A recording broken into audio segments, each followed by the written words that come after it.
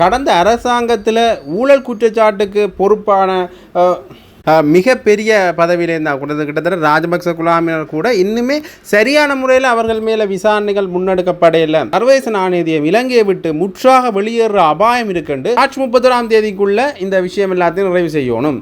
அதாவது மின்சார கட்டண திருத்தத்தை மேற்கொள்ளணும்.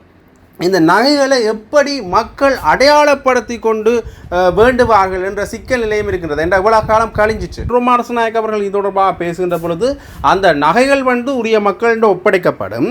அப்படி ஒப்படைக்கப்படாத பட்சத்தில் அந்த நகைகளை விற்று பெறுகின்ற காசு இந்த இதில் இருக்கிற பெரும்பாலான நகைகள் வடக்கு முஸ்லீம்களிடமிருந்து விடுதலை புலிகள் அமைப்பினரால் பறிக்கப்பட்டவை என்பதால் இந்த நகைகளை முஸ்லீம்களுக்கே வழங்கணும் என்று முஸ்லீம்களுக்குரிய நகைகளை மதிப்பீடு செய்து அவர்கள் இதற்கான சத்தியபிரமாண கடிதம் பெறப்பட்டு வழங்கப்பட வேண்டும் என தேர்தலில் இவர்கள் வெல்ல நினைப்பது எங்கள் மீது நடந்த இனப்படுகொலை மற்றும் போர்க்குற்றங்களை மறைப்பதற்கான ஒரு நோக்கமாகவும் இருக்கலாம்.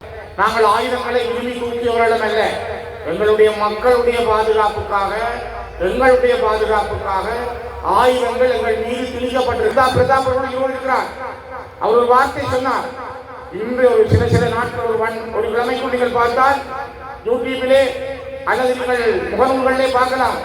அவர் சொல்லுகிறார், ஒரு தர்மம் மிக்க நியாயம் உள்ள ஒரு கர்ம வீரனாக பிரபாகரன் இருந்தார்.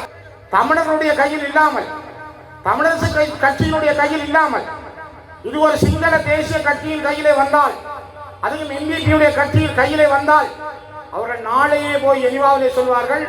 இரண்டால் இந்த வருடம் செப்டம்பர் மாதம் தமிழர்கள் மீது நடந்த போர்க்குற்றங்கள், எங்களுக்கு நடந்த அநியாயங்களுக்கு எதிராக புதிய தீர்மானம் வர இருக்கிறது. நான் இபிஆர் தலைவர் சுரேஷ் பிரேமச்சந்திரனை கேட்கிறேன், நீங்க உங்களோட வச்சனையான அவரு அப்ப இந்த மனித ஒரு தினம் போர்ல அடிக்கப்பட இல்லையா? சுரேஷ் பிரேமச்சந்திர பதில் என்ன? செல்வம் அடைக்கலான்னு கேட்கிறேன். இந்த முறை பட்ஜெட்டுக்கு போய் என்பிபிக்கு வாங்க போட்டீங்க. நான் கேட்கிறேன், நீங்க இன்னைக்கு கட்டி பிடிச்சி வச்சிருக்கீங்களா? அப்ப இங்க ஒரு தினம் சாக இல்லையா? போர்க்குற்றம் நடக்க இல்லையா? எனக்கு திராணி இருந்தால், நீ தைரியமானவன் என்றால், நீ கெத்துள்ளவன் என்றால் நேரவா போதும். ராணுவ சிஐடி, போலீஸ் சிஐடி இவ்வளவு பேரும் பின்பக்கம் முன்பக்கம் ரெண்டு தாக்கினார்கள்.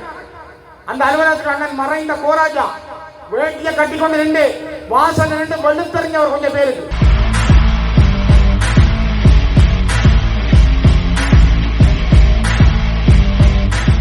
ஜெஃப்னா அப்படி என் சொந்தங்களுக்கு வணக்கம்.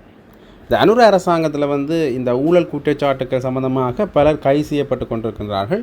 அந்த வகையில் பலருக்குரிய விசாரணைகளும் நடைபெற்று கொண்டிருந்தது. அதில் குறிப்பாக கடந்த அரசாங்கங்கள முக்கிய பதவியை வைத்த 6 மூத்த அரசியல்வாதிகளுக்கு ஊழல் மற்றும் அது மட்டும் இல்லாமல் வேறு குற்றவியல் சாட்டுகள் சம்பந்தமான விசாரணை நிறைவடைந்திருக்கிறதாக உயர்மட்ட தகவல்கள் தெரிவிச்சிருக்கு.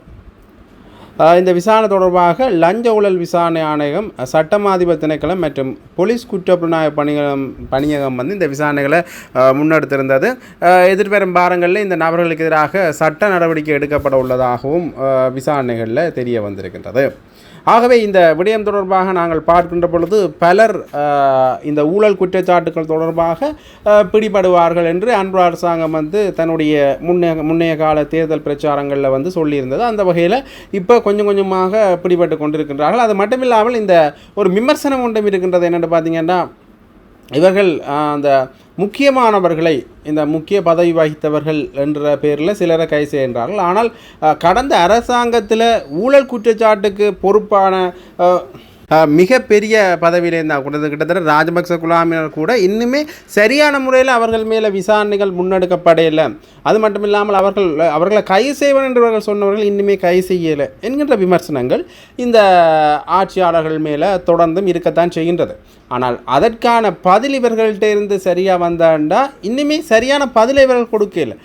உதாரணமாக இந்த பிள்ளையான் கைது செய்யப்பட்ட பிறகு கூட பிள்ளையாண்டிலிருந்து பல பேர் கைது செய்யப்படுவார்கள் என்று கூறினார்கள், பிள்ளையாண்ட விசாரணையை வச்சுண்டு. ஆனால் இருந்தாலும் கூட அது தொடர்பான அடுத்த கட்ட நகர்வுகள் கொஞ்சம் தாமதமாக செல்லுதோ என்கின்ற சந்தேகமும் இந்த ஆட்சியாளர்கள் மேலே எழுகிறது ஒரு தவிர்க்க முடியாத ஒன்றாகவே இருக்கின்றது. சர்வதேச நாணய நிதியம் தொடர்பாக முன்னாள் ஜனாதிபதி ரணில் விக்ரமசிங்கே அவர்கள் ஒரு விடயத்தை சொல்லியிருக்கார். அவர் தொடர்ந்துமே இந்த சர்வதேச நாணய நிதியம் தொடர்பான விடயங்களை பொது வழியில் பேசுகிறவர் தான். இருந்தாலும் கூட இப்போ அவர் சொல்லியிருக்கிறது வந்து ஒரு அபாயம் நடந்தது அல்லது ஒரு பரபரப்பான செய்தியை வந்து அவர் சொல்லியிருக்கார். சர்வதேச நாணய நிதியம் இலங்கையை விட்டு முற்றாக வெளியேற அபாயம் இருக்குன்னு அவர் சொல்லியிருக்கின்றார். என்ன காரணம்னு பார்த்தீங்கன்னா, இந்த மின்சார கட்டண மறுசீரமைப்பு தொடர்பாக ஏற்கனவே இந்த சர்வதேச நாணய நிதியம் ஒரு நிபந்தனையை விடுத்திருந்தது. அதாவது மார்ச் 31ஆம் தேதிக்குள்ளே இந்த விஷயம் எல்லாத்தையும் நிறைவு செய்யணும். அதாவது மின்சார கட்டண திருத்தத்தை மேற்கொள்ளணும். கிட்டத்தட்ட இந்த விடயம் என்னென்னு பார்த்தீங்கன்னா, மின்சார கட்டணத்தை அதிகரித்தரலாம். ஆகவே அதிலிருந்து ஒரு நிதி வந்து ஒதுக்கப்படும் என்கின்ற விடயத்தில் அவர்கள் பேசியிருந்தார். ஆனால் அன்ரோமா அரசநாயக்க ஆட்சியில் அந்த விடயம் வந்து, அதாவது மின்சார கட்டணம் குறைப்பு செய்யப்பட்டதை தவிர அது தொடர்பான விடயங்கள் சரியான முறையில் நடைமுறைப்படுத்தப்படவில்லை என்று சர்வதேச நாணய நிதியமும் குற்றம் சாட்டியிருந்தது இந்த விடயம் தொடர்பாக. அந்த வகையில் ரணில் விக்ரமசிங்கே இப்போ கூறுகின்ற பொழுது இந்த விடயம் தொடர்பாக சரியான முறையில் இந்த அரசாங்க கரிசன கொள்ளாட்டுக்கு நாணய நிதியம் முற்றாக வெளியேறக்கூடிய அபாயம் இருக்கின்றது என்கின்ற விஷயத்தை அவர் சொல்லியிருக்கின்றார். அதாவது வந்து மின்சார கட்டண மறுசீரமைப்பு தொடர்பான அறிவித்தலை மார்ச் மாதம் 31ஆம் தேதிக்குள்ள நிறைவு செய்யுமாறு சர்வதேச நாணய நிதியம் அரசாங்கத்துக்கு அறிவித்திருந்தாலும் அந்த திட்டத்தை செயல்படுத்த தவறியுமே இப்போ அதுக்கு சிக்கலாக மாறலாம். நீடிக்கப்பட்ட கடன் வசதிகளை 5வது தவணையாக $344 மில்லியன் ஏப்ரல் முதல் 2 வாரங்களில் கிடைக்கும் என்று எதிர்பார்க்கப்பட்டது.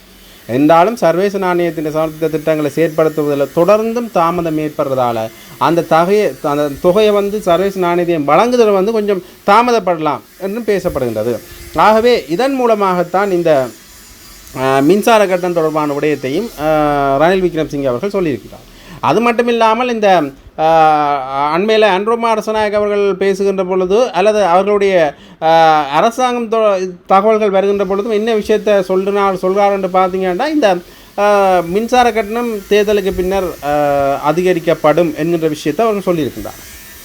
ஆக கட்டாயம் இந்த மின்சார கட்டண அதிகரிப்பு என்ற ஒரு விடயம் வந்து இருக்கத்தான் செய்யப்போகுது. ஆகவே அது தொடர்பாக இனி மீண்டுமே மக்கள் பழக்கப்பட வேண்டிய ஒரு தேவையும் இங்கே இருக்கின்றது. விடுதலை புலிகள் அமைப்பினரிடமிருந்து கைப்பற்றப்பட்ட தங்கம் வந்து இப்போ வந்து அதிகாரபூர்வமாக பதில் காவல்துறை தலைவர் பிரியந்த வீரசூரியவிடம் ஒப்படைக்கப்பட்டிருக்கின்றது என்ற தகவல் வந்து அண்மையில் பெரிதாகவும் பேசப்படுகின்ற ஒரு தகவலாகவே இருக்கின்றது. இது தொடர்பாக பல விமர்சனங்களும் எழுந்திருக்கின்றன. அதாவது வந்து இந்த விடயம் வந்து ஏற்கனவே எதிர்பார்க்கப்பட்ட ஒன்று, இருந்தாலும் இதை மக்கள் பெற்றுக்கொள்கிறதுல சிக்கல் நிலை இருக்குது என்றும் பல விமர்சனங்கள் முன்வைக்கப்பட்டு கொண்டிருக்கின்றன. அந்த வகையில் இது தொடர்பான விமர்சனத்தை வந்து முன்னைய நாள் வடமாகாண சபை உறுப்பினர் அனந்தி சசிதரன் வந்து குறிப்பிட்டிருக்கிறார். என்ன விடயத்தில் என்று பார்த்தீங்கன்னா, இந்த 16 ஆண்டுகள் கழித்து இந்த வெளிப்படுத்தப்படும் குறித்த நகைகள் தொடர்பில் கடந்த கால அரசாங்க நடவடிக்கை தொடர்பில் கேள்வி எழுப்பப்படுமா, அது தொடர்பான விசாரணைகள் நடைபெறுமா என்ற கேள்வியும் அவர் எழுப்பியிருக்கின்றார். அது மட்டும் இல்லாமல் இந்த நகைகளை எப்படி மக்கள் அடையாளப்படுத்தி கொண்டு வேண்டுவார்கள் என்ற சிக்கல் நிலையம் இருக்கின்றது. என்ற இவ்வளோ காலம் கழிஞ்சிச்சு. அது மட்டும் இல்லாமல் இது தொடர்பான குறிப்பிட்ட ஆவணங்களும் மக்கள்கிட்ட கையில் இருக்காது. அப்போ எப்படி இவர்கள் இது தொடர்பான உரிமை கோரல்களை மேற்கொள்வார்கள் என்கின்ற கேள்வியை அவர் எழுப்பியிருக்கிறார். அது மட்டும் இல்லாமல் அன்ரோமா அரசநாயக் அவர்கள் இது தொடர்பாக பேசுகின்ற பொழுது அந்த நகைகள் வந்து உரிய மக்களிடம் ஒப்படைக்கப்படும்.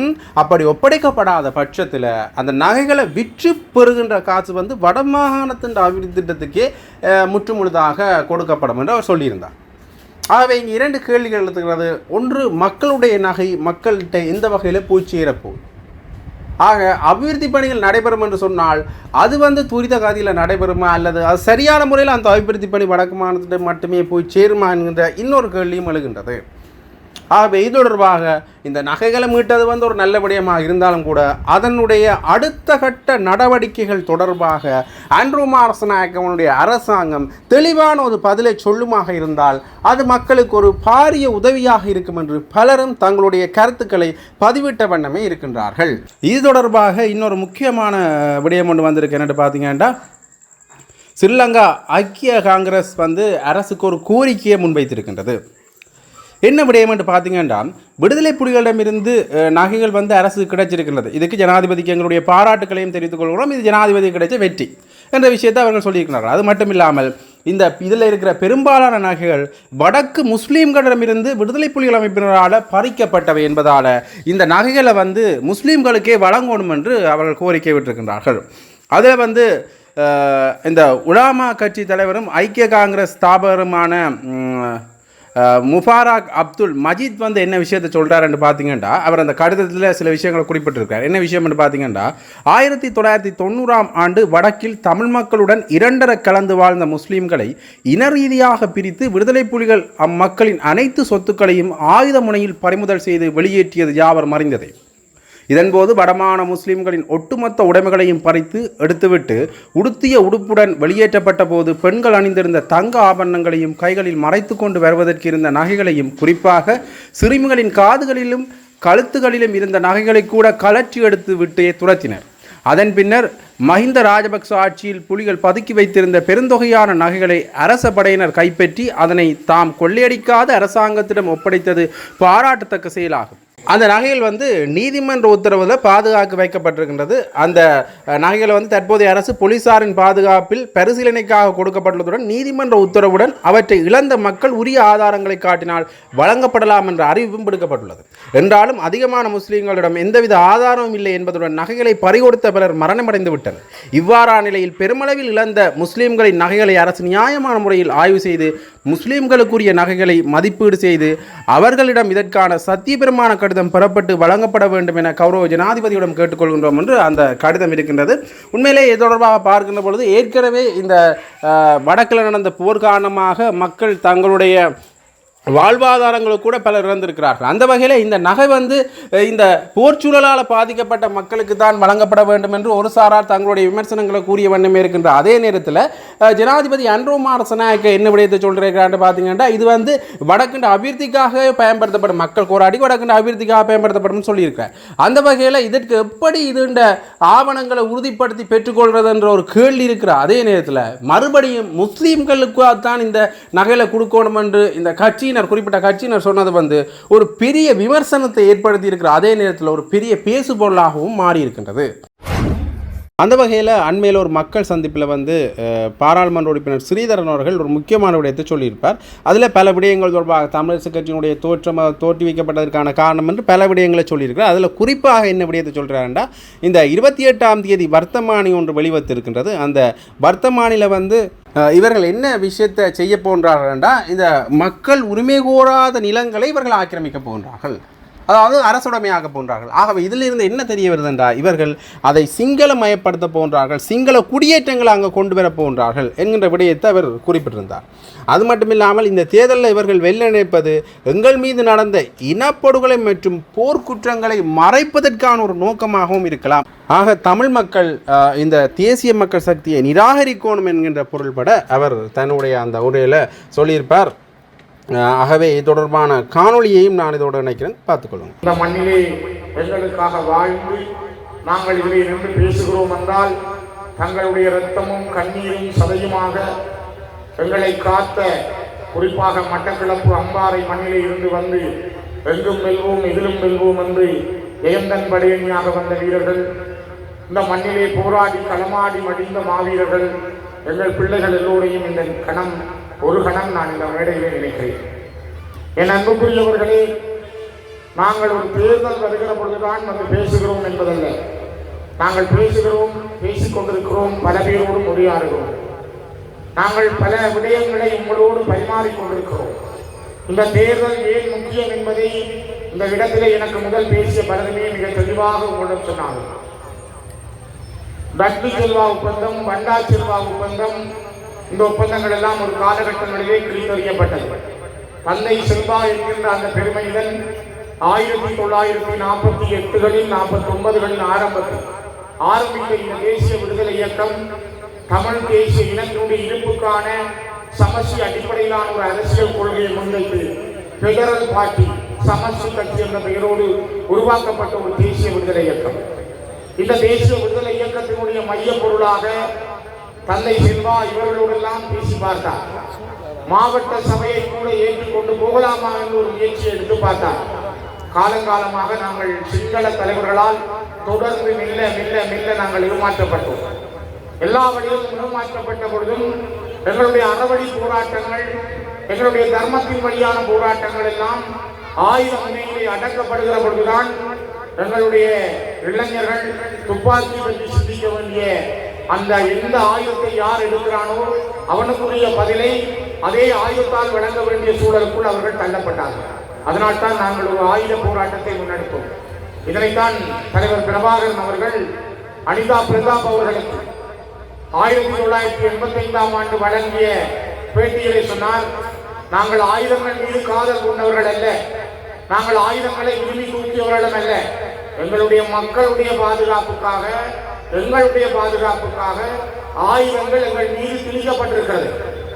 தமிழீழ விடுதலை இயக்கத்தினுடைய தலைவராக இருந்த தங்கத்துறை அவர்கள் நீதிமன்றத்திலே மரண தண்டனை தீர்க்கப்பட்ட பொழுது நீதவான் கேட்டார், நீங்கள் என்ன சொல்ல விரும்புகிறீர்கள்? அவர் சொன்னார், நாங்கள் ஆயுதங்களை மீது காதல் கொண்டு விரும்பி தூக்கியவர்கள் அல்ல, ஆயுதங்கள் எங்களுடைய மக்களுக்காக எங்களுடைய பாதுகாப்புக்காக நாங்கள் தூக்க நிர்பந்திக்கப்பட்டோம். இந்த இரண்டு பேருடைய வார்த்தைகளும் உலக பந்திலே உலக வரலாற்றிலே இப்பொழுதும் உச்சரிக்கப்படுகின்ற வார்த்தைகள். இதனோடு சேர்ந்து தந்தை செல்வா 49ஆம் ஆண்டு கட்சியை தொடங்கி இளைஞர் சங்கத்திலே கட்சி ஆரம்பித்த பிற்பாடு மாவட்டபுரம் கந்தசுவாமியார் ஆலயத்திற்கு பக்கத்திலே வந்து பிரகடனத்தை செய்த பொழுது சொன்னார், நாங்கள் ஒரு இளமையுள்ள இனம், எங்களுடைய இளமை பறிக்கப்பட்டிருக்கிறது. ஒல்லாந்தர்கள், போர்த்துகேயர்கள், ஒல்லாந்தர்கள், ஆங்கிலேயர்கள் மாறி மாறி எங்கள் மீது ஆட்சி புரிந்து எங்களுடைய இளமையை பறித்தார்கள். அதனை இப்பொழுது சிங்களரிடம் கொடுத்திருக்கிறார்கள். எங்களுடைய இளமையை மீட்டெடுப்பதற்காக நாங்கள் போராடுகிறோம். அந்த இளமையுள்ள இனம் இழந்து போன இளமையை மீட்பதற்காக போராடுகின்ற ஒரு கள பயணம் தான் இந்த கட்சியினுடைய பயணம் என்று அவர் சொன்னார். அவருடைய அந்த வார்த்தைகள் தீர்க்க தரிசனமான வார்த்தைகள். தந்தை செல்வா, தலைவர் பிரபாகரன் இவர்களுடைய வார்த்தைகள் இந்த உலகத்திலே பேசப்படுகிறது. நீங்கள் அந்நிய நாட்களிலே பார்த்திருப்பீர்கள்.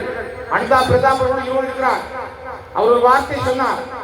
இன்று ஒரு சில நாட்கள் ஒரு கிழமைக்குள் நீங்கள் பார்த்தால் யூடியூபிலே அல்லது நீங்கள் முகநூல்களிலே பார்க்கலாம். அவர் சொல்லுகிறார், ஒரு தர்மம் மிக்க நியாயம் உள்ள ஒரு கர்ம வீரனாக பிரபாகரன் இருந்தார். நான் அவரை பல தடவைகள் சந்தித்திருக்கிறேன். நான் சந்தித்த பொழுது ஒரு முறை அவரிடம் கேட்டேன். பல கேள்விகளை நான் கேட்டிருக்கிறேன். ஆனால் நான் பிரபாகரனும் கேட்ட விருப்பமான கேள்வி, நான் கேட்டதற்கு அவர் எனக்கு அளித்த விடையுடைய விருப்பமான பதில், நீங்கள் எதை ஒரு நல்ல கேள்வியாக கருதுகிறீர்கள் என்று கேட்ட பொழுது அவர் சொன்னார், நீங்கள் எதை விரும்புகிறீர்கள் என்று கேட்ட கேள்விக்கு நான் சொல்லக்கூடியது, இயற்கை எனது நண்பன், வரலாறு எனது வழிகாட்டி, வாழ்க்கை எனது தத்துவாசிரியர். இதை சொன்னவர் மேதகு பிரபாகரன் அவர்கள். இதனை இப்பொழுதும் கூட அனிதா பிரதாப் அவர்கள் அண்மையிலே இதனை மீண்டும் ஞாபகப்படுத்தி இருக்கிறார். பிரபாகரனை இந்தியா சரியாக புரிந்து கொள்ளவில்லை. பிரபாகரனுடைய உன்னதமான நேர்மைகளை இந்தியா புரிந்து கொள்ளவில்லை. பிரபாகரனை சரியாக கையாள இந்தியாவுக்கு தெரியவில்லை என்று அண்மைய நாட்களில் 85களில் பிரபாகரனை அடையாளப்படுத்தி அனிதா பிரதாப் அவர்கள் சொல்லுகிறார். 1987ஆம் ஆண்டு கிளிநொச்சியிலே செந்திரேசா மகளிர் கல்லூரி மைதானத்தில் மாத்தியா அண்ணன், யோகி அண்ணன், தியாகி திலீபன், எங்களுடைய குருகுலபிதா கதிரவேல் பிள்ளை ஐயா, என்னுடைய வழிகாட்டி அன்புக்குரிய சோமசுந்தரம் பிள்ளை அம்மா, இவர்கள் எல்லாம் அந்த மேடையில் இருக்கிறார்கள். தென்னங்குத்தி அடித்து, தென்னங்குத்திக்கு மேலே மேடை. இப்பொழுதெல்லாம் இப்படி மேடைகள் இல்லை, தென்னங்குத்திகள் அடித்து மேடை. அந்த மேடையிலே இவர்கள் இருக்கிறார்கள். அண்ணன் திலீபன் பேசினார், அண்ணன் யோகி பேசினார், இவர்களுக்கு முதல்ல அப்புஜி பேசினார், அம்மா சோமசுந்தரம் பிள்ளை அவர்கள் பேசினார். இன்றைக்கும் அவர் உயிரோடு இருக்கிறார். இந்த மேடையிலும் அவர் எத்தனை ஆண்டுகள் கடந்திருக்கிறார். நான் ஏன் இதை சொல்கிறேன் என்றால், வரலாறு எப்பொழுதும் இடைவெளிகளை வைத்திருப்பதில்லை. அடிக்கடி தம்பிய அருணாச்சலம் சத்யானந்தன் சொல்லுவார், வரலாறு இடைவெளிகளை நிரப்பிக் கொண்டிருக்கும். அந்த வரலாறு நாங்கள் நினைக்கிறோமோ இல்லையோ, சத்யானந்தன் சொல்வது போல நான் அடிக்கடி நினைப்பதுண்டு. நாங்கள் பயணம் சொல்லி போன பலரை பார்த்திருக்கிறோம் என்று அவர் சொல்லுவார். அதே போலதான் இந்த வரலாறு புதிய புதிய அத்தியாயங்களை தந்திருக்கிறது. இன்றைக்கு நீங்க அந்த மேடையில பார்த்திருப்பீங்கள், எத்தனை புதிய முகங்கள், எத்தனை பேச்சாளர்கள், எத்தனை பேருடைய முகங்களை நீங்கள் பார்த்திருக்கிறீர்கள். சரித்திரம் திரும்புகிறது, வரலாறு திரும்புகிறது, வரலாறு புதிய அத்தியாயத்தை தேடுகிறது. நாங்கள் கடந்து வந்த பாதை மிக கடினமானது. நாங்கள் ஒப்பந்தங்களால் ஏமாற்றப்பட்டவர்கள், நாங்கள் புறக்கணிக்கப்பட்டவர்கள். நாங்கள் ரணில் பிரபா ஒப்பந்தம் எழுதப்பட்ட காலத்தில் 2001ஆம் ஆண்டிலிருந்து 2009ஆம் ஆண்டு வரை நம்பிக்கையோடு இருந்தோம், ஏதோ ஒன்று நடக்கப் போகிறது. இலங்கை இந்திய ஒப்பந்தம் இந்த மண்ணுக்கு வந்த பொழுது நாங்கள் நினைத்தோம் எங்களுக்கு ஒரு தீர்வு கிடைக்கப் போகிறது. எல்லாமே எங்களுக்கு முன்னாலே இல்லாமல் போய் கொண்டிருந்தது. நாங்கள் பேசிய வார்த்தைகள், செய்த ஒப்பந்தங்கள் கிழிக்கப்பட்டன. அன்றைய நாட்களில் சம்பந்தனியா தலைமையில் கூட கடந்த 10 ஆண்டுகள் பல பேச்சுவார்த்தைகள் நடந்தன. ஆனால் நாங்கள் இன்னும் ஒரு சான் முன்னேற முடியாமல் இருக்கிறோம்.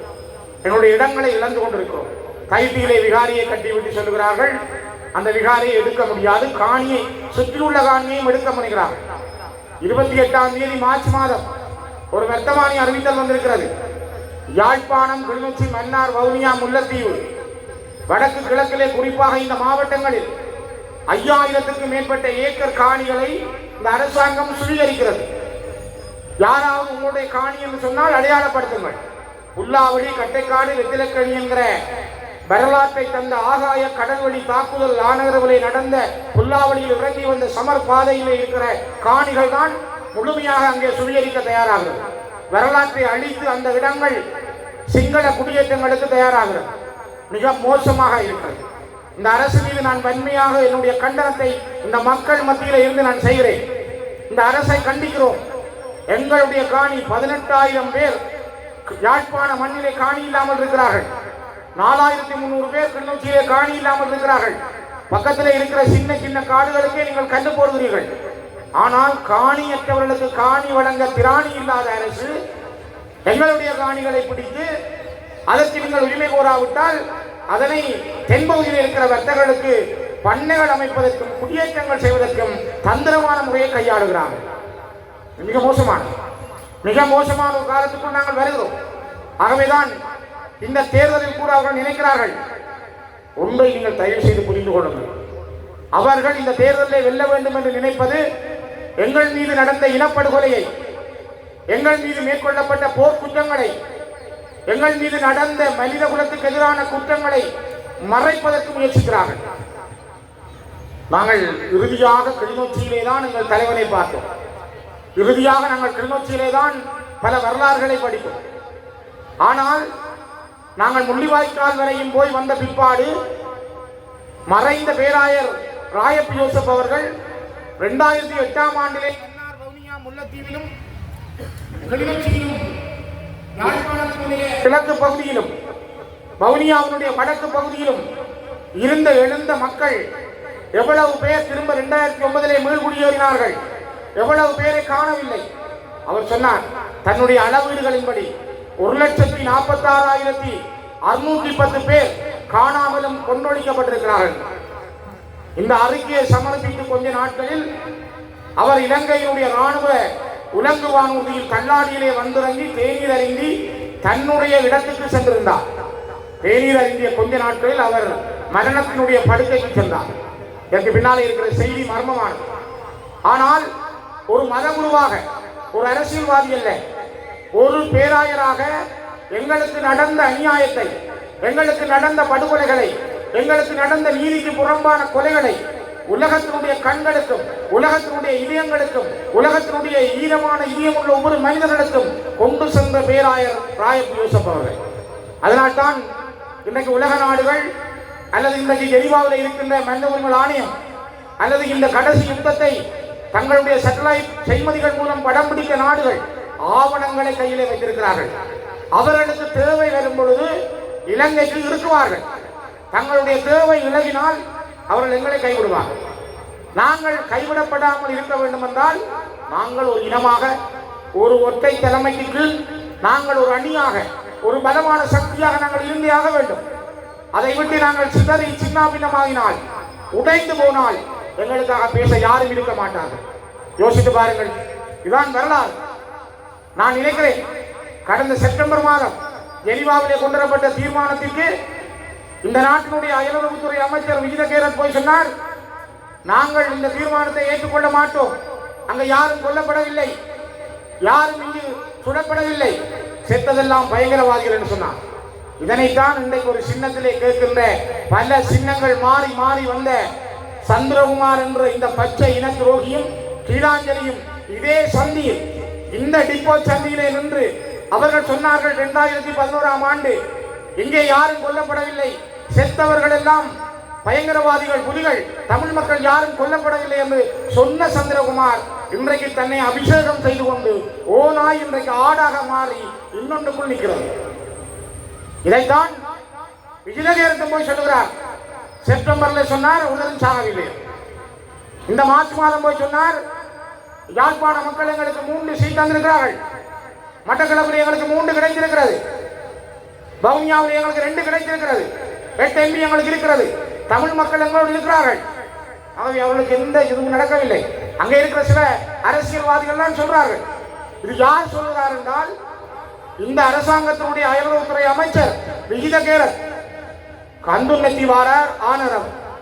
அவர் வந்தோடனே உப்பு தொழிற்சாலையை திறக்கிறார். உங்கள் எல்லாருக்கும் தெரியும் ஆனையரம் உப்பு தொழிற்சாலை தமிழீழ பொருண்மைய மேம்பாட்டு நிறுவனம் யுனிசெஃபோடு சேர்ந்து அந்த உப்பு கூட்டு தாமனத்தை நடத்தியிருந்தது. ஆனையரம் என்ற உப்பு எங்களுடைய வரலாற்று பெயர், எங்களுடைய ஹிஸ்டாரிக்கல் நேம். அந்த அடையாள பெயருக்கு ராஜா லுனு அவர்கள் வைத்திருக்க பெயர். நான் உடனே கேட்டேன், சுனில் கந்துன்னத்தியை தொலைபேசியில் கேட்டேன். அவர் சொன்னார், ஸ்ரீதரன் எக்ஸ்ட்ரீம்லி சாரி, நாங்கள் உடனே மாற்றுவோம் வேண்டாம். ஆனால் இதுவரையும் அது நடக்கவில்லை. விமல் ரத்நாயக்கா வந்து கேட்கிறார், உங்களை பார்த்து உங்களுக்கு உப்பில்ல ருசி வேணுமா, உங்களோட பேர் வேணுமா? நாங்கள் ஒரு இனம், எனக்கு ஒரு தனித்துவமான மொழி இருக்கிறது, எனக்கு ஒரு தனித்துவமான அடையாளம் இருக்கிறது, எனக்கு ஒரு தனித்துவமான கலாச்சார பண்பாட்டு அடையாளம் இருக்கிறது, எனக்கு ஒரு பொருளாதார வளம் இருக்கிறது, எனக்கு ஒரு கல்வி முறை இருக்கிறது. ஆகவே நான் ஒரு தனித்துவமான தேசிய இனம். அது என்னுடைய குறி, என்னுடைய பரம்பரை, என்னுடைய பட்டி குறி. என்னுடைய குறியை இழந்த தமிழர்களாக நாங்கள் வாழ விரும்பவில்லை. ஆகவே என்னுடைய ஹிஸ்டாரிக்கல் நேம் ஆனையரம் உப்பு என்பது என்னுடைய பரம்பரை பெயர். அது எங்களுக்கு தேவை.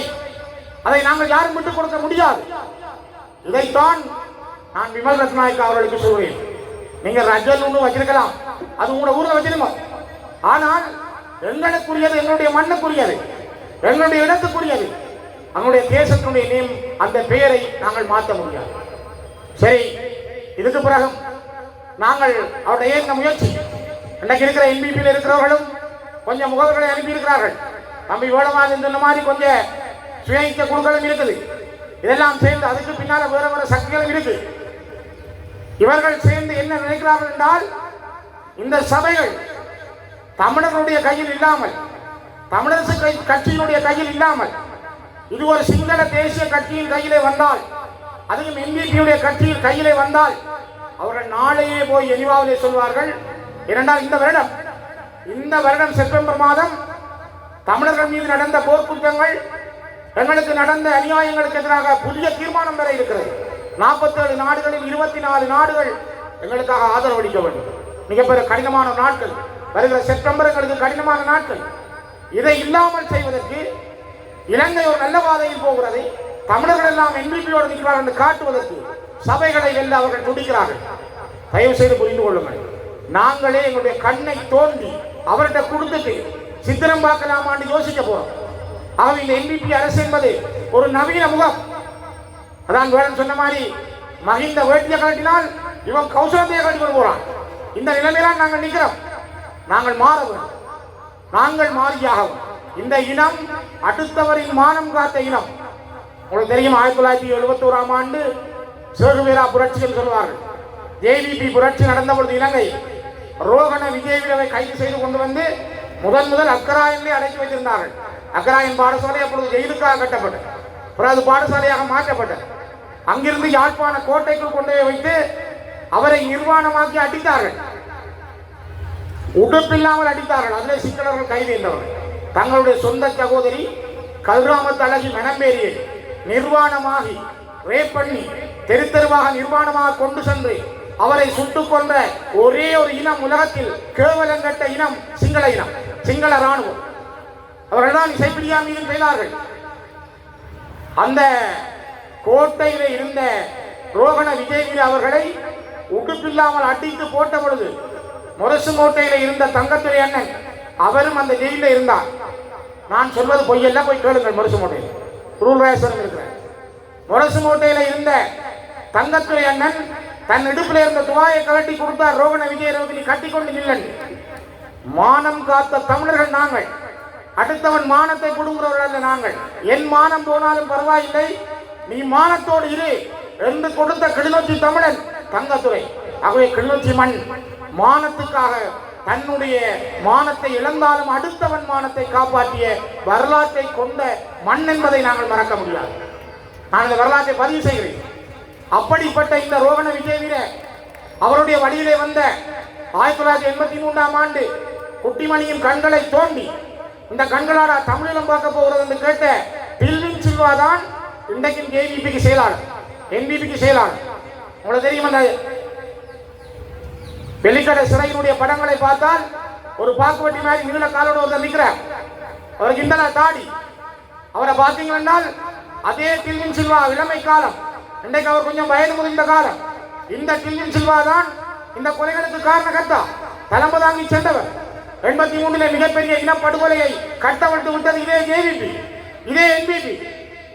மனம்பேரிக்கு நடந்தது பிழை. மனம்பேரிக்கு நடந்த அந்த அநியாயத்துக்கான இராணுவத்தையும் பொலிசுக்கு நீங்க தண்டனை வழங்கி இருக்கிறீர்கள். சரி, சிங்கள இனம் உங்களுடைய சகோதரி செய்திருக்கிறீர்கள். இசைப்பிரியாவுக்கு நடந்ததுக்கு இதுவரை ஏன் உங்களால் நீதி வழங்க முடியவில்லை? இசைப்பிரியா இந்த மண்ணிலே ஒரு சகோதரியாக இருந்தார். அவருக்கான நீதியை என்பிபி அரசாங்கம் வழங்குவேன் என்று ஏன் சொல்ல முடியவில்லை? ஒப்பந்தங்கள் இங்கே எழுதப்படுவதுண்டு, ஒப்பந்தங்கள் கிழிக்கப்படுவதுண்டு. வரலாறுகள் எங்களுக்கு பல கடமைகள் பாடங்களை தந்திருக்கிறது. ஆகவே நாங்கள் அடிக்கடி இந்த மண்ணில் ஏமாற்றப்பட்டிருக்கிறோம். ஏமாற்றப்படுகிறோம் என்றால் நாங்கள் பலமாக இருக்கிற பொழுதுதான் ஏமாற்றம் குறை. நாங்கள் சிதறப்படுத்தினால், எங்களை சிதறடித்தால் நாங்கள் பலமான மனிதர்களாக மாற முடியாது.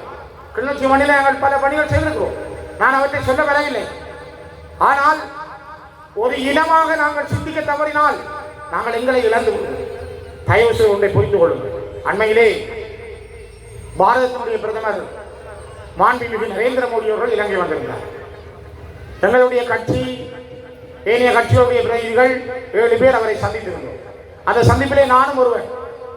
அவரோடு பேசுகிற பொழுது கூட எல்லாருமே ஒரு தரப்பாக சொன்ன வார்த்தைகள், தமிழர்களுக்கு இங்கு நீதி கிடைக்கவில்லை. இலங்கை இந்திய ஒப்பந்தம் எழுதி 35 ஆண்டுகள் நெருங்குகிறது. நாங்கள் ஒரு நீதியான வாழ்வை இன்னும் அடைய முடியவில்லை. நாங்கள் அந்த வாழ்வை அடைவதற்கான வழிமுறை எங்களுக்கு கிடைக்க வேண்டும் என்றால் இந்தியாவுடைய அழுத்தம், இந்தியாவுடைய பக்கம் எங்களுக்கு தேவை என்பதை எல்லாருமே வலியுறுத்தினார். உங்களுக்கு வரலாற்றை படித்தால் வரலாற்று ஆசிரியர் திருநாவுக்கரசு அடிக்கடி சொல்லுவார், இந்தியாவிலே இருக்கிற மக்கள் மீது அல்ல இந்தியா மீது கொண்டிருக்கிற பயத்தின் காரணமாகத்தான் சிங்கள மக்கள் தமிழர்கள் மீது போர் செய்வார்கள், தமிழர்களை விரோதிகளாக பார்க்கிறார்கள். ஆகவே இந்தியா எப்பொழுதும் எங்களுடைய நலனில் இன்னும் சரியான வழியை செய்யவில்லை, ஒரு பாதையை திறக்கவில்லை என்கிற ஆதங்கம், வேதனை எங்களிடம் இருப்பதாக திருநாவுக்கரசு அடிக்கடி குறிப்பிடுவார். அதே போலதான் நாங்கள் பாரத பிரதமரிடம் இந்த செய்தியை சொல்லியிருக்கிறோம். ஆனால் உங்களுக்கு தெரியும், அவர் மட்டுமல்ல பல ராஜதந்திரிகள், நாட்டின் தலைவர்களை நாங்கள் சந்திக்கிற பொழுது கூட எங்களுடைய நிலைமைகளை சொல்லுகிறோம், பேசுகிறோம். தமிழர்கள் ஒரு பலமான தரப்பாக இருக்கிறபடியால் தான் அது சரியானதாக நடைபெறும். இல்லை என்றால் அது எங்களை விட்டு தாண்டித்தான் அது செல்ல முடியும். அதனால்தான் நாங்கள் ஒரு பலம் இழந்து போனால் நிலம் இழந்து போவோம், நிலம் இழந்து போனால் இனம் இழந்து போவோம். ஒன்றை நாங்கள் புரிந்து கொள்ள வேண்டும், போராடாத இனமும் ஓடாத மானும் போராடாத இனமும் ஓடாத மானும் வாழ்ந்ததாக வரலாறு சொல்வார். அதே போல நாங்கள் போராடியே ஆக வேண்டும். இந்த தேர்தல் களம் என்பது கூட எங்களுக்கு ஒரு போராட்ட களம். உங்களுடைய கையில் இருக்க போற வாக்குச்சீட்டு ஒரு வெப்பன், சக்தி வாய்ந்த வெப்பன், மிகப்பெரிய ஒரு ஆயுதம். இந்த ஆயுதம் சரியாக பயன்படுத்தப்பட்டால், சரியான தாக்கத்தை நீங்கள் அடித்தால் தான் நாங்கள் இந்த மண்ணிலே வாழ முடியும். அதற்கான வாழ்க்கை எங்களை நோக்கி நகர முடியும். அன்புக்குரியவர்களே, நான் ஒரு விஷயத்தை குறிப்பிட விரும்புகிறேன். இந்த மண்ணில் நாங்கள் நீண்ட காலம் போராடி இருக்கிறோம். ஜெனீவாவிலே தீர்மானம் கொண்டு வரப்பட்டிருக்கிறது. இன்றைக்கும் உலகம் எங்களை ஒரு கருவியாக பார்க்கிறது. அள்ளிந்தாலும் விழ எழுந்தாலும் தமிழர்களை உலகம் பார்க்க சந்திக்க விரும்புகிறார்கள். நாளை கூட இலங்கைக்கான GSP பிளஸ் வழங்குவது சம்பந்தமாக கொழும்பிலே ஐரோப்பிய ஒன்றியத்திலிருந்து வந்த குழுவோடு சந்திப்பு. இப்ப நாளை அவர்கள் ஏன் தமிழ் தரப்பை சந்திக்க வேண்டும்? தமிழர்களுடைய கோரிக்கை என்ன? பயங்கரவாத தடை சட்டம் எப்படி அவர்கள் மீது விதிக்கப்பட்டிருக்கிறது? அவர்கள் எவ்வாறெல்லாம் நசுக்கப்படுகிறார்கள்? அவர்களுக்கான தீர்வு என்ன? அந்த தீர்வை வழங்குவதில் இந்த அரசுக்கு என்ன அழுத்தத்தை பிரயோகிக்க முடியும் என்பதை அவர்கள் பார்க்கிறார்கள். ஆகவேதான் இது ஒரு மிக முக்கியமான தேர்தல். இந்த தேர்தல் நீங்கள் சரியாக புரிந்து கொண்டால், நாங்கள் எந்த இடத்திலும், நான் இந்த கிளிநொச்சி மண்ணிலே இருந்து பேசுகிறேன், அம்பாறையிலே இருக்கின்ற என் தமிழ் தேசிய உறவுகளுக்காக, மட்டக்களப்பிலே மண்ணிலே உள்ள என் தமிழ் தேசிய உறவுகளுக்காக, திருகோணமலையிலே உள்ள என் தமிழ் தேசிய உறவுகளுக்காக, முல்லைத்தீவு, வவுனியா, மன்னார், யாழ்ப்பாண மண்ணிலே உள்ள தமிழ் தேசிய உறவுகளுக்காக, எந்த தலைவன் இறுதி வரை வாழ்ந்த மண்ணில் எத்தனை ஆயிரம் இழப்புகளுக்கு பிறகும் நாங்கள் வீரர்கள் போல மீண்டும் மீண்டும் எழுந்து நிற்கிற இந்த மண்ணிலே இருந்து நான் கேட்கிறேன், ஒரு வாக்கு தன்னும் நாங்கள் வெளியிலே போனால், ஒரு சபைதானும் அது NPPக்கோ அல்லது வேறு யாருக்குமே போனால், தமிழர்களுடைய தனித்துவம் என்பது, தமிழர்களுடைய அரசியல் உரிமை என்பது, தமிழுடைய அரசியல் வாழ்வு என்பது சூன்யமாகிக் கொள்ளும். எங்களை அழிக்க முனைகிறார்கள். எங்கள் மீது தொடுத்திருக்கிற யுத்தம் மௌனமானது, மிக நூதனமானது. அது எங்களுக்கு தெரியவில்லை. அவர்கள் நல்லவர்கள் போல, நட்பானவர்கள் போல, பல கட்சிகளிலிருந்து பாய்ந்து வந்தவர்களை, பல பேருக்கு சேவகம் செய்தவர்களை தம்பசப்படுத்தியிருக்கிறார்கள். ஆகவே இந்த தேர்தல் எங்களை பொறுத்த வரைக்கும் ஒரு ரணகலம், ஒரு குருஷேத்திர போர். இந்த போர் நாங்கள் வெண்டையாக வேண்டும். நான் நினைக்கிறேன், இதே மைதானத்தில் போன ஜனாதிபதி தேர்தல் நேரம் நாங்கள் ஒரு பொது வேட்பாளருக்கு வாக்களியுங்கள் என்று மக்களிடம் கேட்டோம். எங்களுடைய மக்கள் துரதிர்ஷ்டவசமாக ஒரு 10 லட்சம் மக்கள் நாங்கள் ஒரு பொது வேட்பாளருக்காக, எங்களுக்கு நடந்தது இனப்படுகொலை, 12,000 பேர் இன்னும் காணாமல் போயிருக்கிறார்கள், வலிந்து காணாமல் ஆக்கப்பட்டவர்களுக்கு சர்வதேச நீதி வேண்டும், நாங்கள் 80 வருஷங்களுக்கு மேலாக சமரச அடிப்படையிலான அரசியல் தீர்வை கோருகிறோம். இந்த விடயங்களை வலியுறுத்தி 10 லட்சம் தமிழ் மக்கள் வடக்கு கிழக்கிலே நாங்கள் வாக்களித்திருந்தால் அது ஒரு பொதுசன வாக்கெடுப்பாக மாறியும் உலகத்திலே எங்களுக்கான ஒரு பெரிய செய்தியை சொல்லியிருக்கு. துரதிர்ஷ்டவசமாக நாங்கள் ஏமாற்றப்பட்டோம். நாங்கள் தவறான நல்ல முடிவு, நியாயமான தீர்மானம் எடுக்க வேண்டிய நேரத்தில், சரியான தீர்மானம் எடுக்க வேண்டிய நேரத்தில் தவறான தீர்மானத்தை எடுத்துக்கொண்டோம். அதனால் எங்களுடைய மக்கள் தோல்வியை சந்தித்தார்கள். இன்றைக்கு பிரித்தானியா சவீந்திர சில்வா மீது தடை, கருணாகுடம் மீது தடை, டயஸ் மீது தடை, ஒட்டுக்குழு கருணா மீது தடை, சொத்துக்கள் புறக்கணிப்பு, சொத்துக்கள் முடக்கம், ஐரோப்பாவுக்குள் போக முடியாது, பிரித்தானியாவுக்குள் போக முடியாது. நாங்கள் ஓடி போய் காலுக்கு மேல காலை போட்டிருந்து பிரித்தானியா தீர்மானத்தை வருக என்று வரவேற்கிறோம். ஆனால் எங்களுடைய மக்கள் நாங்கள் திரண்டு போய் ஒரு பொது கொள்கைக்காக, ஒரு சன திரட்டிக்காக நாங்கள் ஒன்று சேர்வதை பலர் தடுக்கிறார்கள். இதுதான் யதார்த்தம். உண்மைகளை நாங்கள் இழந்து விடுகிறோம், யதார்த்தங்களை நாங்கள் புறந்தள்ளி விடுகிறோம், காலத்தில் செய்ய வேண்டிய கடமைகளை நாங்கள் இழந்து நிற்கிறோம். ஆகவேதான் அன்புக்குரியவர்களே, போராட்டங்கள் அல்லது களங்களுக்கான வாய்ப்புகள் என்பது சில நேரங்களில் எங்களுக்கு கிடைக்கும். எங்களுடைய அரசியல் தொடக்கம் என்பது வெறுமனே 2015 இருந்து 19 வரை இருந்த இடைக்காலத்தில் பேசப்பட்ட ஒரு அறிக்கையின் தொடக்கம் அல்ல. ஏவிபி சொல்கிறது, பேச்சளவில் சொல்கிறார்கள். அன்புகுமார சனாய்கா சொல்றார், கருணி சொல்கிறார், நாங்கள் இந்த தேர்தல் முடிந்த பிறகு பேசுவோம், புதிய வரைவு பற்றி பேசுவோம், புதிய சீர்திருத்தம் பற்றி பேசுவோம். ஆனால் பேச மாட்டார்கள். பேசுவதற்கு அவர்கள் தயாரில்லை. அவர்கள் மாகாண சபையை நடத்தக்கூட அவர்கள் தயாரில்லை. ஏனென்றால் இணைந்திருந்த மாகாண சபையை, வடக்கு கிழக்கை நீதிமன்றத்தினூடாக பிரித்தவர்கள் அவர்கள். சுனாமி கட்டமைப்பு சிரான் இந்த கிளிநொச்சி இந்த பழைய கட்சியில் தான் இருந்தது. எங்களுடைய செல்வி தான் பொறுப்பாக இருந்தார். அதை கூட அப்பொழுது இந்த விவசாய அமைச்சர், இப்போதைய அருண்குமார நாட்டின் ஜனாதிபதி சந்திரியாவுக்கு சொன்னார், விடுதலை புலிகளோடு இணைந்து நீங்கள் செய்தால் நாங்கள் இருக்க மாட்டோம் என்று பிரிந்து போனார். எதிர்த்தவர்கள் அவர்கள். சாதாரண சுனாமி கட்டமைப்பு, சுனாமி நேரம் விடுதலை புலிகள் மிக கனதியாக பணியாற்றினார்கள். விடுதலை புலிகள் நேர்மையாக பணியாற்றினார்கள்.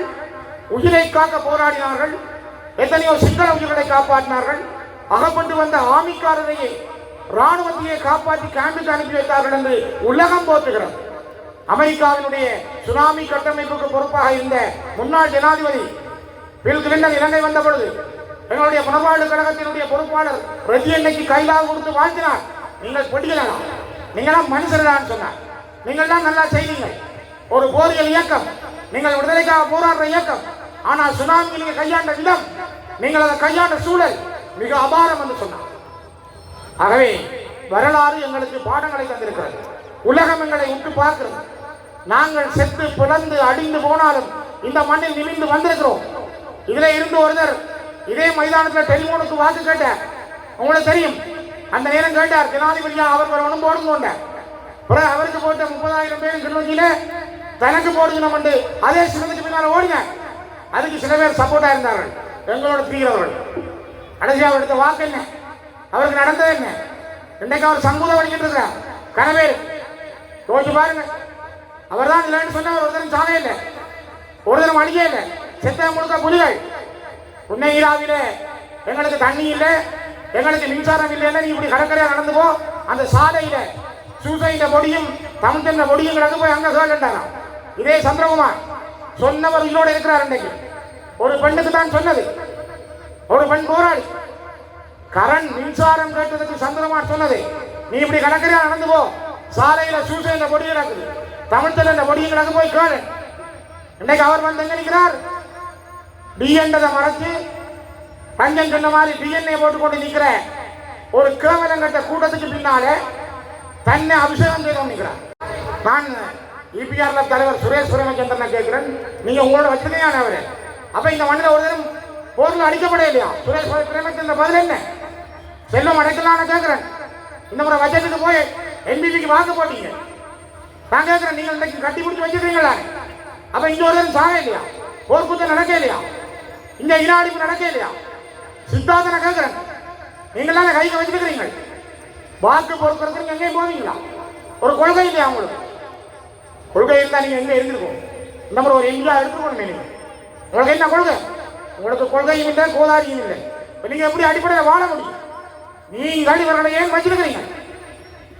இங்க பார்த்தா எங்கிட்ட இருக்கிற ஒன்று அவருக்கு அடுத்து சந்திரகுமாருக்கு போன் பண்ணுதான். கிளிநொச்சியில கணேசபுர வட்டாரத்தில் அதை மட்டும் தோக்கடிக்கும். என்ன விலை கொடுத்தாலும் தோக்கடிக்கும். நாங்கள் உங்களுக்கு எவ்வளவு தருவோம்? அன்புக்குரியவர்களே, உங்களுக்கு தெரியும், நான் ஆரம்பத்திலே சொன்னேன், நாங்கள் அழிந்து போகிற காலங்களில் எல்லாம் 2011 2 சபைகளை நாங்கள் நாமினேஷன் ரிஜெக்ட் பண்ணப்பட்டது. நான் யாரையும் காட்டி கொடுக்கல. நானே என்னுடைய தலையில் அந்த பொறுப்பை போட்டேன். என்னோட கூட இருந்த ஒரு எங்களை அழிக்க நினைந்த ஒரு சக்தி தான் அதை அப்படி கெடுத்தது. ஆனால் நான் யாரையும் இதுவரை காட்டி கொடுக்கல. அது நான் விட்ட தவறு என்றே சொல்லிக் கொண்டேன். அந்த நேரம் எனக்கு வந்து தெம்பு தந்து, இல்ல பரவாயில்லை நாங்க வேற கட்சியில போட்டு வெல்லுவோம் சார் ரெண்டு எனக்கு தெம்பு தந்த வேடமாறிவனே இன்றைக்கு கணேசபுரத்தில் தோக்கடிக்க வேண்டும் என்று ஒரு அளவாங்கு கேட்குதென்றால், ஒரு தேவாங்கு நினைக்குதென்றால் அவருடைய நினைப்பு என்ன என்றால், தமிழ் தேசியம் இருக்கக்கூடாது.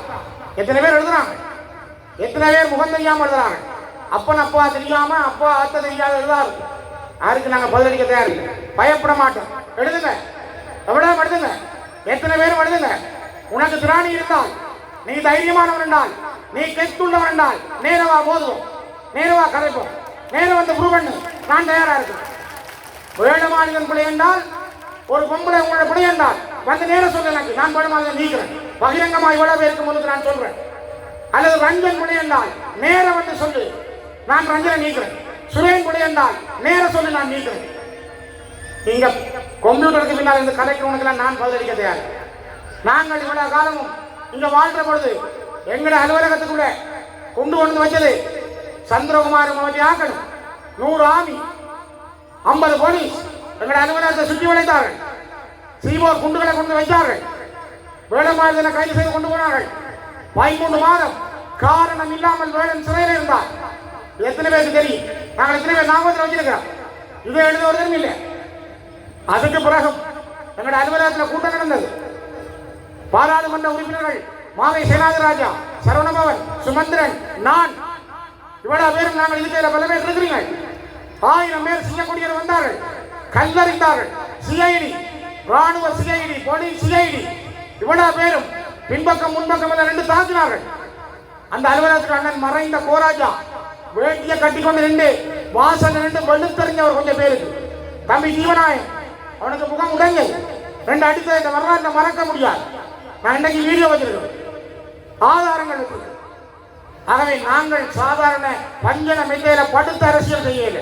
நாங்கள் நடந்து வந்த பாதை கரடுமுரடானது, மிக மோசமானது.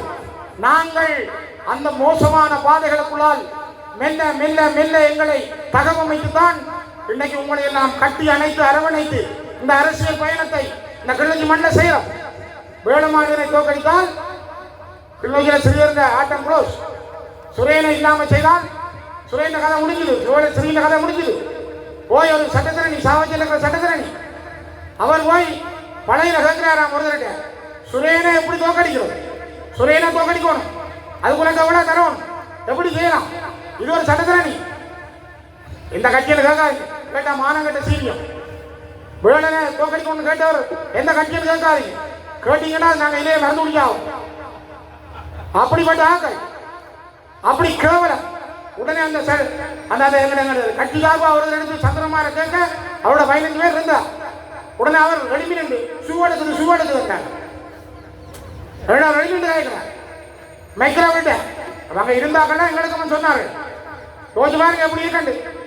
கட்சிக்குள்ளேயே அவனை தோக்கடிக்கணும், இவனை தோக்கடிக்கணும். மணியங்குளத்தில் இருக்கிற ஒருத்தர் எடுத்து உதயநாள் இருக்கிற பிள்ளைங்க நீ வேலை செய்யாத வீட்டு கேட்க அவர் போல செயலாளர் கேட்கிறாரா, இன்னைக்கு குழப்பத்துக்கு ஒருவர் வருவார், நீங்க தயாரா இருக்கு. எப்படி இது? நான் உண்மை சொல்றேன். நாங்கள் செய்கிற அரசியல் அறம் சார்ந்து, நாங்கள் செய்கிற அரசியல் தர்மம் சார்ந்து. யாரையும் தாக்க வேண்டும் என்ற நோக்கம் எங்களுக்கு இல்லை, யாரையும் அழிக்க வேண்டும் என்ற நோக்கம் இல்லை. நாங்கள் ஒரு நேர்மையான பாதையில், கண்ணியமான பாதையில், அறத்தின் வழியில் அரசியலை கொண்டு போவதுதான் ஒவ்வொருவரிடம் கேட்கும். நான் நினைக்கிறேன் இந்த மண்ணிலே இருந்து கூட நான் சொல்லுவது, வடக்கிலும் கிழக்கிலும் வாழுகின்ற மக்கள் நாங்கள் தவறான முடிவுகளை எடுத்துவிட்டால், நாங்கள் தவறாக எங்களுடைய வாக்குகளை போட்டுவிட்டால், நாளை இந்த சமூகம், இந்த இனம் இந்த மண்ணிலே இருக்கக்கூடிய சக்தியை இழந்துவிடும். அதனால்தான் இந்த என்பிபி அரசு என்பது மிக கொடூரமான அரசு, கொலை செய்த அரசு. இவர்கள் இன்றைக்கு ஒரு முலாம் பூசப்பட்டிருக்கிறது. ஏபிபிக்கான முலாம் என்பிபி. சிரிப்பார்கள், சிரிப்புக்குள்ளே அவ்வளவு கொலை இருக்கிறது, கண்ணீர் இருக்கிறது. ஆனால் நாங்கள் பேச தயார்னு சொல்லி உங்களோட பேச தயார்னு சொல்லியிருக்கோம். நான் நேரடியாக அனுரகுமாரை சந்தித்து காய்த்திருக்கிறேன், பாராளுமன்ற குழுவாக செல்லும் காய்த்திருக்கிறேன். உங்களோட பேச நாங்கள் தயார். ஆனால் இதுவரை அவர்கள் பேச தயார். பசி உள்ளவர்கள் நாங்கள் தான். யாருக்கு தேவை, யாருக்கு தீர்வு தேவை? அவர்களோட பேச நீங்கள் தயார் இல்லை. ஆகவேதான் நாங்கள் பலமாக இருந்தால்தான் அவர்களால் இறங்கி வர முடியும். அன்புக்குரியவர்களே, இந்த தேர்தல் சாதாரணமானது. இது ஒரு மிக மிக கனதியான தேர்தல். இது ஒரு மக்களிடம் இருக்கிற ஊராட்சி மன்றத்திலே 40 வட்டாரங்கள், 75 பேர் வேட்பாளர்கள். இந்த 40 வட்டாரங்களில் நாங்கள் வென்று, நாங்கள் 15க்கு மேற்பட்ட விகிதாசார முறைகளையும் கையிலே எடுத்தால்தான் 3 சபைகளும் நாங்கள் சாதித்திருக்கிறோம் என்ற செய்தியை நாளை சொல்லும். ஒவ்வொரு வாக்குகளும் ஒவ்வொரு தங்க பவுனுக்கு பெறுமதியான. அதனால் தான் நான் உங்களுடைய பாதங்களை தொட்டு வினயமாக கேட்கிறேன். உங்களோடு மட்டுமல்ல, இன்னும் வராதவர்களை, எங்கெங்கே இருப்பவர்களை நீங்கள் கேளுங்கள். எங்களுடைய தேச விடுதலைக்காக, மாண்டு போன மாவீரர்களுக்காக, இந்த மண்ணிலே விதைக்கப்பட்ட உயிர்களுக்காக இந்த வாக்குகள் மிக முக்கியமானது, மிக மிக தேவையானது.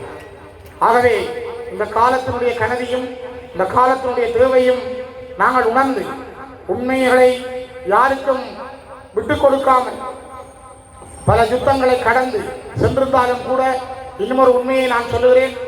இதில் இருந்த ஒரு கொஞ்சம் தூரம் ஜேமன் டேக் இருக்கு. அறிவியல் நகரில் ஜேமன் டேக் என்று கேள்விப்பட்டிருக்கீங்க. கிளிநொச்சி மாவட்டத்தில், முல்லைத்தீவு மாவட்டத்தில் யுத்தத்தால் பாதிக்கப்பட்ட இளைஞர்களுக்கு தொழில் பயிற்சி வழங்குவதற்காக உருவாக்கப்பட்ட ஜேமன் டேக். இந்த ஜேமன் டேக் நிறுவனத்திலே ஒவ்வொரு வருஷமும் விண்ணப்பம் செய்கின்ற தமிழ் இளைஞர்கள் உள்வாங்கப்படாமல் கொழும்பிலேயும் கழுத்துறையிலும் கம்பகாவிலும் இருக்கிற சிங்கள இளைஞர்கள் ரகசியமாக உள்வாங்கப்பட்டு ஒவ்வொரு பட்ஜெட்டுக்கும் ஒவ்வொரு படிப்பு பிரிவுக்கும் 80 பேர் 90 பேர் என ஜேமன் டெக்கு சிங்கள இளைஞர்கள் அனுப்பப்படுகிறார். 3 நாட்களுக்கு முதல் இந்த ஜேமன் டெக்கில் 2 தமிழ் இளைஞர்களை, அங்கு படிக்கின்ற மாணவர்களை சிங்கள இளைஞர்களும் அங்கிருக்கின்ற 2வது அதிபராக இருக்கிற சிங்கள மொழி பேசுகின்றவரும் அடித்து மண்டையை பிளந்திருக்கிறார்கள். யோசித்து பாருங்கள். இன்றைக்கு கூட கோடிக்க வந்துட்டு பிரச்சனை, இன்றைக்கு கூட வீட்டு கோடிக்க பிரச்சனை, நாளைக்கு கூட வீட்டு கேட்டு உங்களோட கனவு கட்டப்படுற பொழுது அதுக்கு பிறகு நாங்கள் யோசிக்க போறோம். யாருக்கு கட்டப்பட்ட ஜேமன் டேக், ஜேமனி நாடே. நான் பகிரங்கமாக கேட்கிறேன், யுத்தத்தால் பாதிக்கப்பட்ட மக்களுக்கா அல்ல யுத்தம் செய்தவர்களுக்கா? இதானே இந்த இலங்கையில் நடக்கும். யார் எங்கள் மீது குண்டுகளை பொழிந்தானோ, யார் எங்கள் மீது பராஜ் குண்டுகளை வீசினானோ, யார் எங்கள் மீது கொத்தனி குண்டுகளை வீசினானோ, யார் எங்கள் மீது பொஸ்பரஸ் குண்டுகளை வீசினானோ, யார் எங்களுக்கு உணவனுப்பாமல் கொத்து கொத்தாக எங்களை பட்டினியால் கொல்ல வைத்தானோ, அவன்தான் இன்றைக்கு நீதிபதி. அவன் நேசனாக இருக்கிறான். அவன் கேட்கிறான், உங்களுக்கு சண்டை நடத்துறான், உங்களுக்கு சாப்பாடு கிடைக்கிறான், உங்களை மீது குண்டு போட்டதா? யாரு கேட்கறது? போட்டவன் கேட்கிறான். அதான் நீதி. இதான் நான் கேட்கிறோம். சர்வதேச நீதி வேணும். இது ஒரு சர்வதேசத்தால் அங்கீகரிக்கப்பட்ட நீதியா வேணும். குற்றம் செய்தவனே நீதிபதியாக மாற முடியும். ஆகவே இந்த அரசு தமிழ் மக்களுக்கான அரசு அல்ல. இது ஒரு 50 ஆண்டுகள் சிங்கள மக்களிடம் இனவாதத்தை கட்டி வளர்த்து சிங்கள மக்கள் ஊறி போயிருக்கிற அந்த சிங்கள பேரினவாதம் ஒரு புதிய வடிவத்தை எடுத்திருக்கிறது. அது பூதாகாரமாக இதுதான் வெளியில வரும். 7 மாதம் முடிஞ்சது. தேங்காய் விலை 280 ரூபா கிலோ, உப்பின் விலை 322 ரூபா கிலோ, சீனி விலை 122 ரூபா, 222 ரூபா. யோசிச்சு பாருங்க. சீனியை விட உப்பு விலை கூட, சீனியை விட தேங்காய் விலை கூட. இன்னும் கொஞ்ச நாள்ல வேலை செஞ்சு வரலாம். காலம் இவர்களுக்கும் ஒரு பதிலை சொல்லும். நேர்மை இல்லாமல், கண்ணியம் இல்லாமல், ஒரு இனத்தினுடைய உண்மைகளை புரிந்து கொள்ளாமல் வந்தால் இதுதான் நடக்கும். கடைசியாக அந்த இறுதியாக 2015-19 கூட எழுதப்பட்ட இடைக்கால அறிக்கை பாராளுமன்றத்தில் ஆராயப்பட்டது. அதுல பொலிஸ் அதிகாரம் இல்லை, அதுல நிதி அதிகாரம் இல்லை. ஏக்கிய ராஜ்யம் அதை விடுவோம், அது பேசி கலைச்சு போனோம். ஆனால் அது ஒரு விவாத பொருளாக எடுக்கப்பட்டது. சம்பந்தனையா நேரம் சொன்னார், நாங்கள் இதை விவாதத்துக்கு எடுக்கிறோம், இதுல என்ன சேர்க்க வேணும், அதுல என்னென்ன விஷயம் கொண்டு வரணும், அந்த விஷயத்தை கூட பார்ப்போம். முதல்ல விவாதம் செய்வோம். அது விவாதிக்கப்பட்டதை தவிர அது ஒரு தொடக்க புள்ளி அல்ல. நாங்கள் அப்படி அதிலிருந்து போகவில்லை. ஆனால் ஜேவிபி தாங்கள் தங்களுடைய தேர்தல் விஞ்ஞாபனத்தில் அந்த 2015-19 இந்த விடயத்திலே சில கரிசனை கொள்ளுகிறோம் என்ற வார்த்தைகளை கொண்டிருந்தார். அதுவும் நடக்காது. ஆக எது நடக்கும்? எல்லாம் நடக்காதுன்னா என்ன நடக்கும்? நாங்கள் ஒரு சக்தியாக எழுப்ப வேணும், நாங்கள் ஒரு இனமாக எழுப்ப வேணும், நாங்கள் ஒரு பலமான சக்தியாக மாற வேணும். அந்த மாறுவதற்கான களம் தான் இந்த தேர்தல். அன்புக்குரியவர்களே, அண்ணன் சீமான் சொன்னது போல உன்னுடைய முகம் சிதைந்தால் உன் பிணத்தை கூட அடையாளம் காண முடியாது. உன்னுடைய மொழி சிதைந்தால் உன் இனத்தை அடையாளம் காண முடியாது. அதனால்தான் என்னுடைய இனம், என்னுடைய மொழி, என்னுடைய நிலம், என்னுடைய பொருளாதாரம், என்னுடைய கல்வி, என்னுடைய பண்பாடு, என்னுடைய கலாச்சாரம், இது என்னுடைய உயிர் நாடிகள், என் தேசத்தினுடைய அத்திவாரங்கள். இவற்றை சரியாக கருத்தில் எடுங்கள். இந்த தேர்தல் உங்களுக்கான ஒரு குருஷத்திர போர். ஒவ்வொரு தேர்தலும் போர் தான். தொடுக்க போகிற போர். ஆயுதம் இல்லை, பிள்ளையான் வச்சிருக்க தூர்மத்துவ இல்லை. பிள்ளையான் இப்பதான் தூர்மத்துவியை பார்த்திருப்பார். நான் 85ஆம் ஆண்டு பார்த்தேன். எங்களோட செல்வாண்டி 85ஆம் ஆண்டு பார்த்தோம். நீங்க பொய் இல்லை, நான் சொல்றேன், உண்மையா தான் சொல்றேன். கிளிநொச்சி இந்து கல்லூரியில நெடுமாறன் ஐயா வந்தவர் எங்களை சந்திக்க. நெடுமாறன் ஐயா கூட்டிக் வந்தவர் மன்னார் மாவட்டத்தினுடைய தளபதியாக இருந்த விக்டர் அண்ணன், விடுதலை புலிகளின் மத்திய குழு உறுப்பினர், மூத்த தளபதி லெப்டினன்ட் கர்னல் விக்டர். அவர் கையில வச்சிருந்தா சூனோட்டு. என்ன டீச்சர் நான் சொல்ல சரிதான்? அவன் பார்த்தவா, நானும் பார்த்தேன். 85ஆம் ஆண்டு நாங்க பார்த்தனாங்க, நாங்க தொட்டு பார்த்தனாங்க. 85ஆம் ஆண்டு யாழ்ப்பாண பொலிசிலையும் தாக்கின பிறகு ராக்கெட் லான்ச் ரெண்டா என்ன, கிரனைட் லான்ச் ரெண்டா என்ன என்பதை வட்டக்கையில் வச்சு விடுதலை புலிகள் வகுப்படுத்தார்கள். ஆயுதங்களை நாங்கள் பார்த்தவர்கள், தும்புல இருந்து துப்பாக்கி வரை தூக்கி பார்த்தவர்கள். எங்களுக்கு தெரியும் குண்டு செய்கிறவர்கள் இருக்கிறார்கள், பீரங்கி இயக்கக்கூடியவர்கள் இருக்கிறார்கள், துப்பாக்கி தூக்கக்கூடியவர்கள் இருக்கிறார்கள். ஆனா 15 வருஷம் நாங்கள் மௌனம் காக்கிறோம். இதான் என்பிக்கு பயம். தான் 50 வருஷத்துல எப்படி வந்தனோ இவங்க திரும்ப எப்படி வருவாங்க? காலம் யாருக்காகவும் காத்திருக்காது. சத்யானந்தனின் வார்த்தைகளை திரும்ப சொல்லுகிறேன். வரலாறு இடைவெளிகளை வச்சிருக்காது. நீங்கள் எங்களை அடிக்க நினைத்தால், நீங்கள் எங்களை சிதைக்க முனைந்தால், நீங்கள் எங்களை ஏமாற்ற நினைத்தால் வரலாறு எங்களுக்கும் ஒரு வழியை திறக்கும். அந்த வழி எங்கள் இனத்துக்கான விடுதலைக்கான வழியாக இருக்கும். அது எங்கள் இனத்துக்கான விடுதலையினுடைய உச்சமாக இருக்கும்.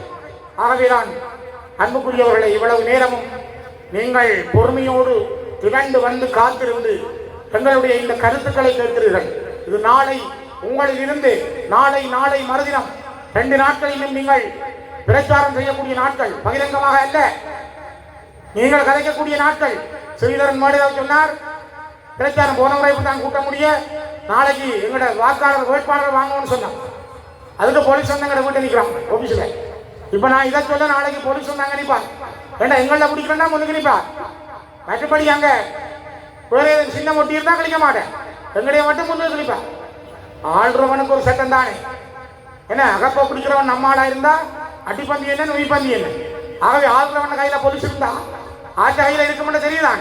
இதால தான் எங்களுக்கு பொலிச தாராங்கள் இல்லை, எங்களுக்கான பொலிச அதிகாரம் இல்லை. ஆனால் காலம் மாறி வரும், சூழல் மாறி வரும்.